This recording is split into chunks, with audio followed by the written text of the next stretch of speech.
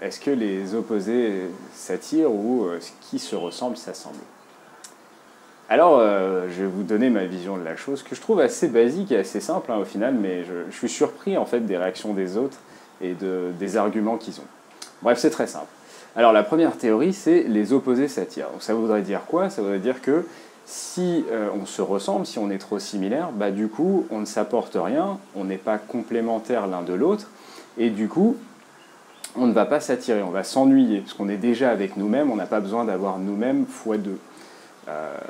L'idée, c'est que par contre, quand on aurait notre opposé, comme il a exactement ce qu'on n'a pas, il nous complète pour faire un tout. Et en gros, il existerait cette notion de tout qui serait littéralement tout. C'est une chose et son contraire qui s'assemblent. Souvent, les gens qui sont dans cette théorie, je l'observe, sont aussi dans la théorie du chaos. Ils ont souvent des relations très compliquées, où tout est très difficile, etc., mais où ils vibrent dans tous les sens, et c'est génial, etc. Et qu'est-ce qu'on a en face? On a le camp de ceux qui disent non, non, non, non, non, qui se ressemblent, s'assemblent, les gens doivent être les mêmes, et du coup, ils se comprennent, il y a une facilité, ils ne font plus qu'un, il y a une fusion qui se fait naturellement. Alors que s'il y a des opposés, c'est que du drama, blablabla, blablabla. Et je trouve que ça a du sens aussi. Mais ce que j'observe de ces gens-là, c'est que souvent, c'est des gens qui aiment la routine, qui sont justement dans quelque chose de plus stable et de plus long terme. Évidemment, je fais une généralité, hein, mais c'est pour vous donner des tendances et caricaturer pour que vous compreniez plus facilement. Après y avoir réfléchi des années et des années, je me suis finalement basé sur la chose la plus simple. Regarder les relations sur le long terme, les analyser en termes de qui est le plus heureux, qui a construit la chose la plus solide, etc.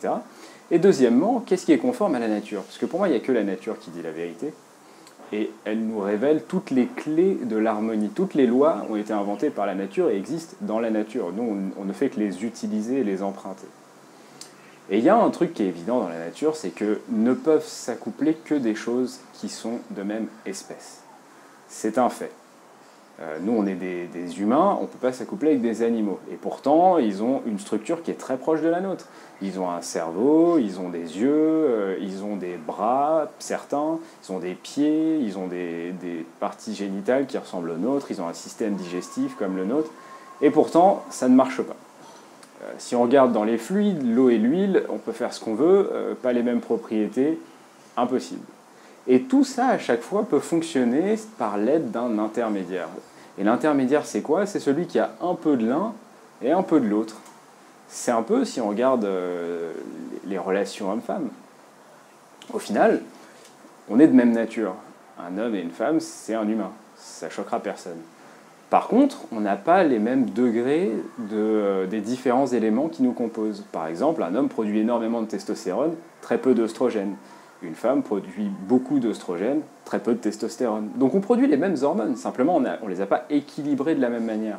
Ce qui prouve bien qu'on est de la même nature, simplement on n'a pas le même fonctionnement, on n'a pas la même surcouche. Et pour moi c'est ça qui est fondamental à comprendre. On ne veut pas quelqu'un qui est identique à nous, ça ne peut pas fonctionner. Par contre, on ne veut pas quelqu'un qui est différent de notre nature, parce que ça ne peut pas fonctionner non plus. Ce qu'on cherche en réalité, c'est quelqu'un qui est comme nous dans la nature, et complémentaire à notre fonctionnement. C'est ça la petite subtilité.